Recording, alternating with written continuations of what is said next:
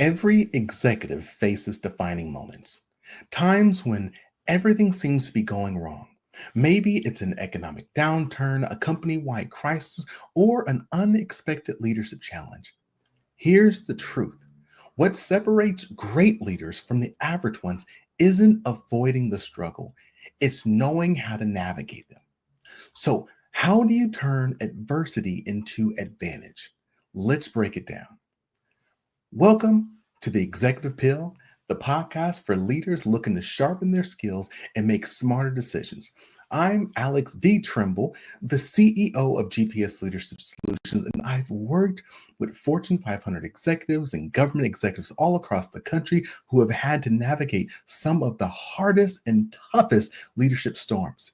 The best of them don't just survive hard times, they use them as launching pads for greater success.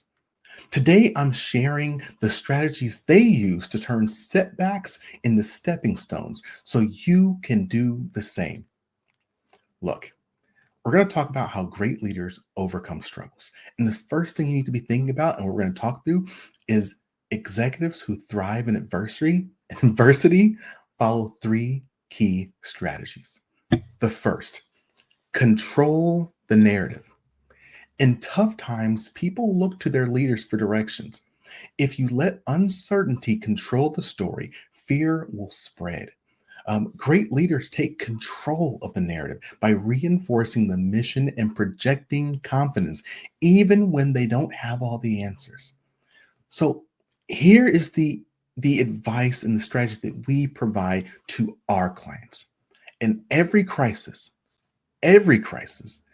define and communicate a clear, focused message that keeps people aligned and motivated.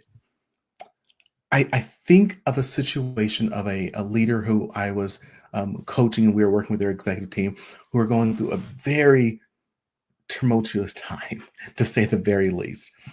Things were changing consistently. And even though he was a senior executive, he did not have a lot of say over what was happening.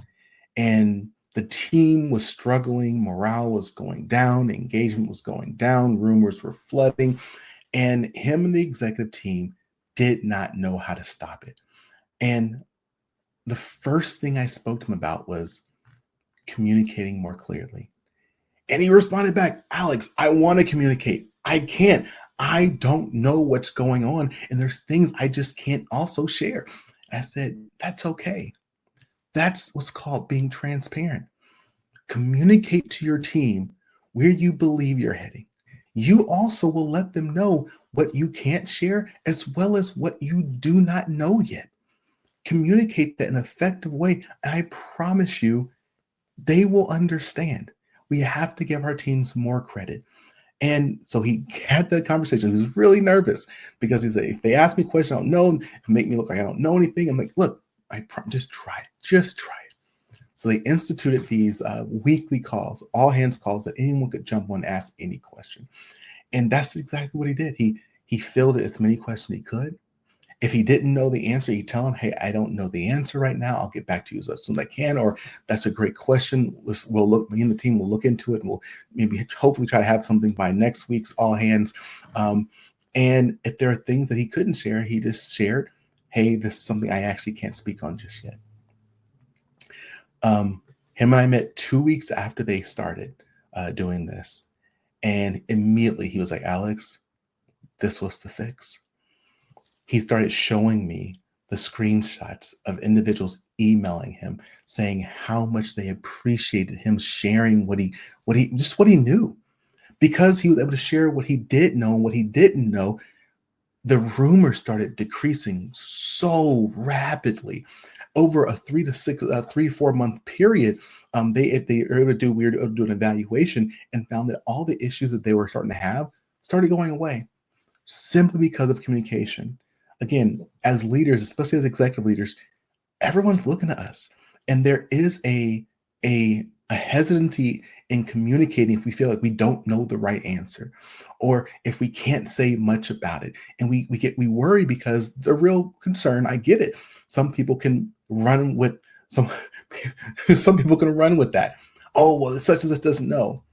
Yeah, some people are like that, but not the majority, especially if you've built a culture of trust, right? And this is why me and my team are always working with executive teams on proactively building a culture of trust, high proactivity, and productivity, is because when something happens, I didn't say if, when something happens, you're going to really need to rely on that trust because you may not be able to share everything.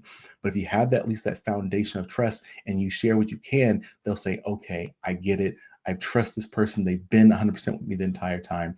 Um, and I'll wait to see what happens. So that's the first thing, is control the message. The second is make high quality decisions under pressure. Okay. Make high quality decisions under pressure. Uncertainty creates hesitation, and hesitation kills momentum. The best leaders focus on decision velocity, making fast, informed choices with the best available data instead of waiting for the perfect information. Look, when you're in those situations, again, this is what we provide to our clients. Ask yourself, what's the most important decision I need to make right now? I actually love I love this this example my wife shared with me, and I always use it all the time.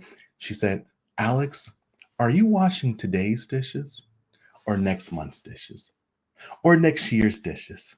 And I'm like, you're right. I'm worrying about something and we're not even to that point yet. Let me worry about the first thing I need to worry about right now. What is this the most important decision I need to make right now? Then act on it without overanalyzing. If you need help doing this, I encourage people to just plan backwards, right? Look at all the different decisions you may need to make, right? Or if you don't have an important decision that you have to make today, but I promise you there is a decision that you can make today that's going to help you and your team, but you've been holding it off, you've been pondering, you've been thinking about it, and so on and so forth. I've actually myself gotten into the habit, and this is, I've been challenging myself with this, to make faster decisions. Again, this doesn't mean being reckless, doesn't mean not to be completely ignorant.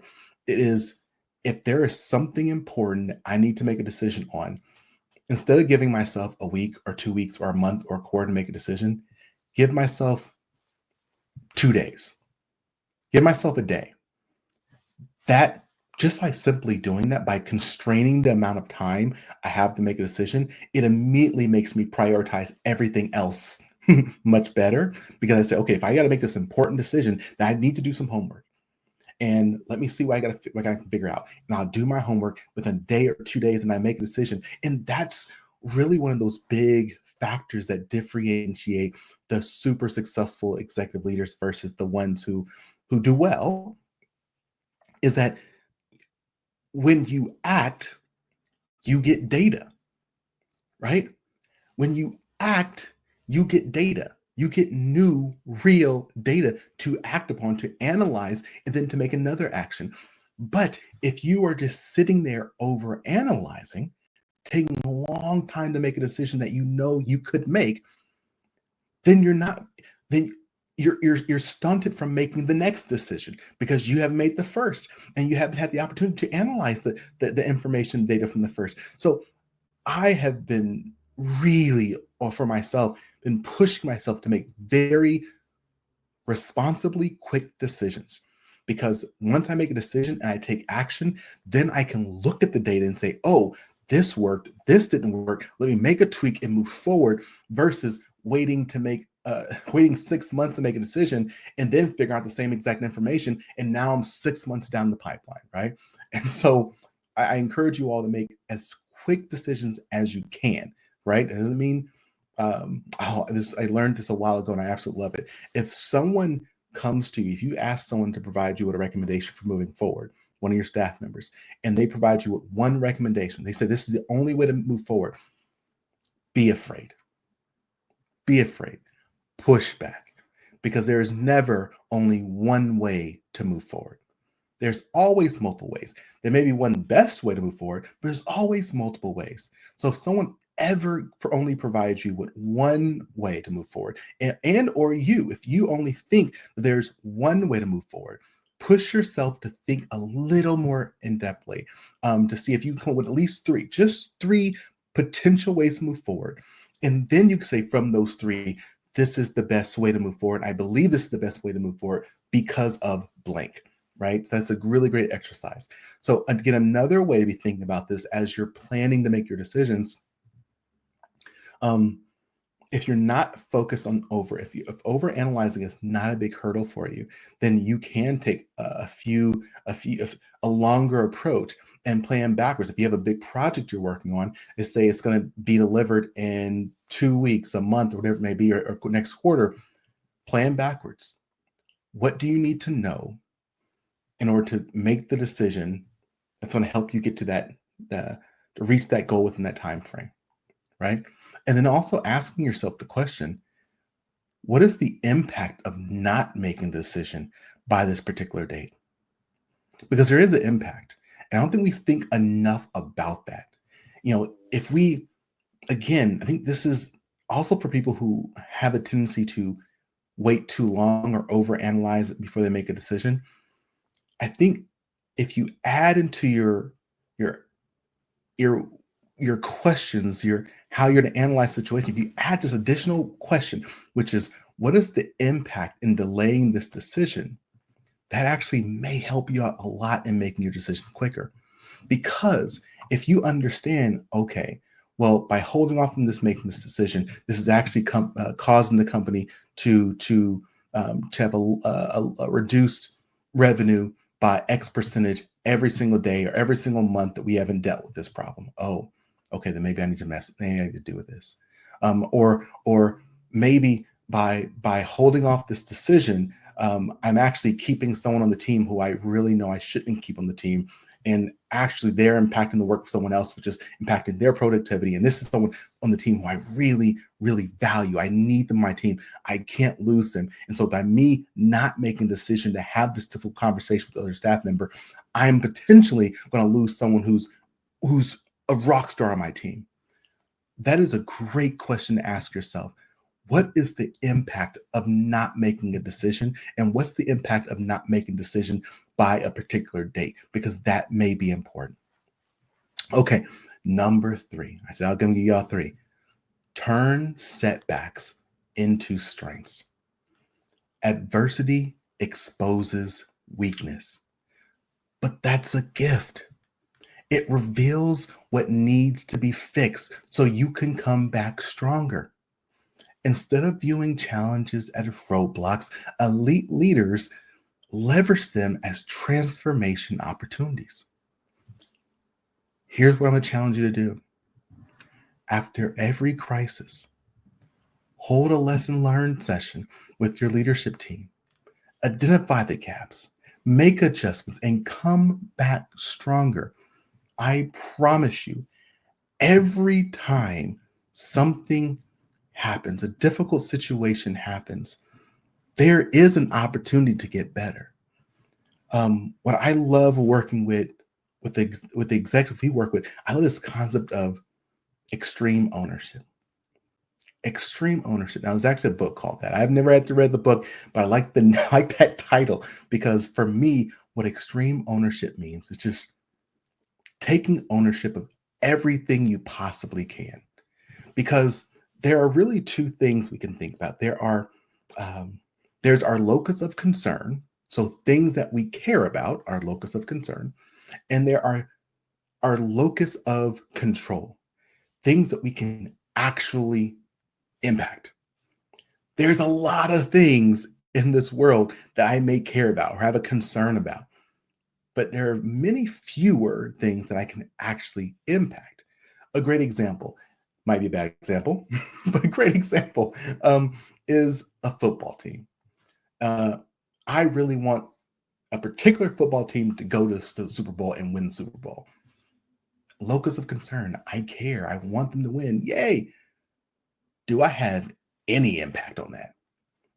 If I'm not the owner, if not the player, if I'm not the trainer, if I'm not whatever, if I'm not directly associated or tied to them, I have very little ability to impact that.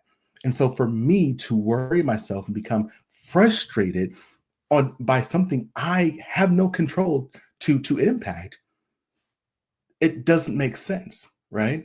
And so I encourage you to think about your locus of control, but we can be very aggressive with our locus of control. The first time I heard of something like there was this guy, I was reading a book and this guy talked about how um, he was living in Los Angeles. He was an executive leader. He's done very well living in Los Angeles, and there was a power outage and it knocked out all the electricity for like 7, 8 plus hours. And the food in the refrigerator went bad, and all these things happened.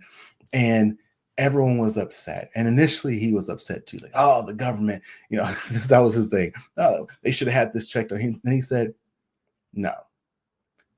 What does me blaming them have? How does that help me?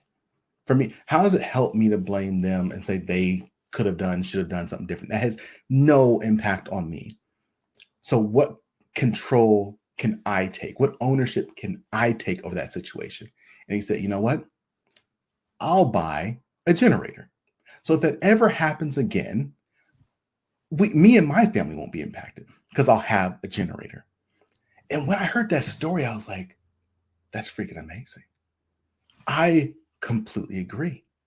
And it made me kind of reflect on the work that I've done with the leaders that I've worked for and with over the years. I remember this one woman, I served as the chief of staff in this large, very politically active national park. And when I served her as her chief of staff for 3 years and I left, one of the best pieces of feedback she gave me when I walked out, she said, "Alex, I loved working with you because you always took responsibility. You never pushed it off on anyone else. Whatever happened, I knew whatever happened, you were not going to give an excuse. You owned up to it. And even if it wasn't directly your fault or your problem, you always found a way that you could have done something differently that maybe would have positively impacted the situation." And that's what extreme ownership is about. And it's not beating yourself up. It's realizing that we can always do something differently or better. Again, maybe we couldn't have controlled the entire situation, but we can control our own behaviors, right? And so I love this idea of extreme ownership. So again, I'm gonna wrap us up, but I think about this. I once coached an executive who was facing, again, massive resistance to a culture shift in their company. At first, it felt like an uphill battle. Employees were disengaged and leadership was losing credibility. But instead of panicking, he applied the 3 strategies. He took control of the message, making sure that every communication reinforced the mission. And again, he exercised transparency, letting people know what he knew, what he didn't know, and what he couldn't share at that moment in time. He then made decisive leadership moves, cutting through hesitation and aligning his team with a focused plan. And finally, he turned setbacks into opportunities, using early failures to refine the approach. 6 months later, engagement scores had doubled, and his team was stronger than ever. The struggle built the strength that led to success.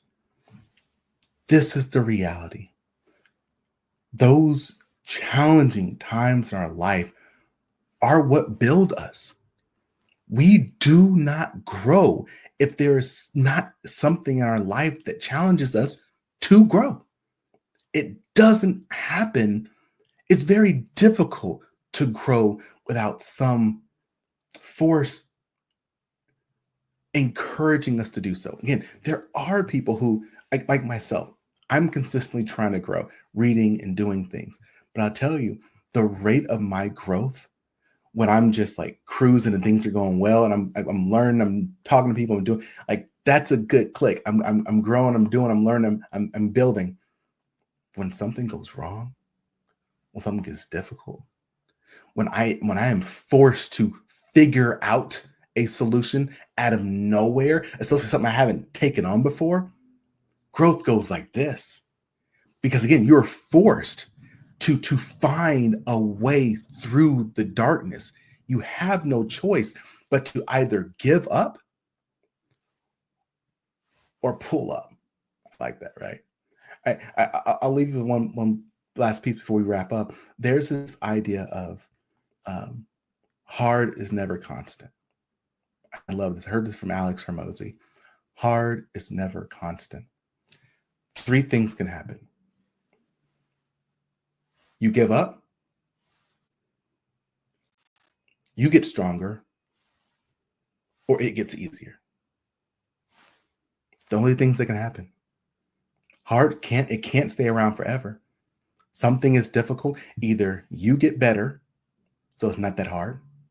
It gets easier, so it's not that hard. Or you give up. Either way, it ends. What are you going to do?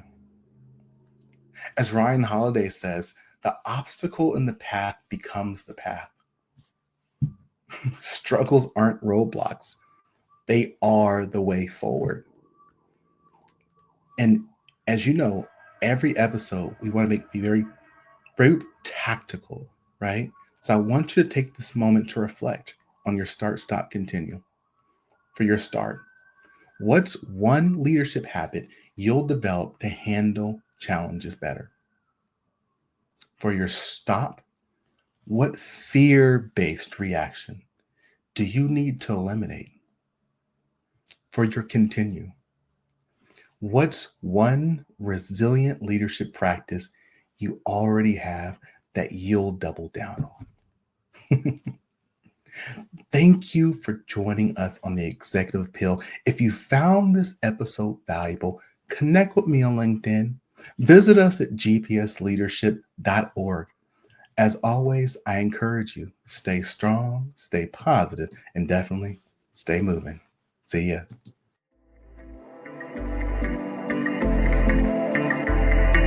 Thanks for listening to The Executive Appeal with Alex Tremble.